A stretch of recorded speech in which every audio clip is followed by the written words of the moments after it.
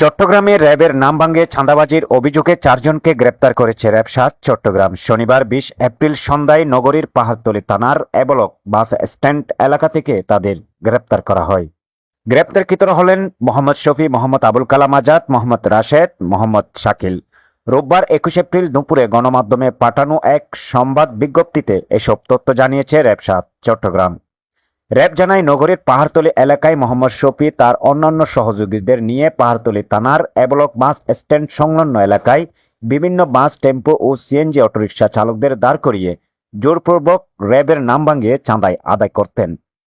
গোপন সংবাদের ভিত্তিতে শনিবার সন্ধ্যায় অভিযান চালিয়ে মূল হোতা শফিসহ 4 জনকে গ্রেপ্তার করা হয়। এ সময় তাদের কাছ থেকে চাঁদাবাজির ৪৪,৪৫০ টাকা উদ্ধার করা হয়।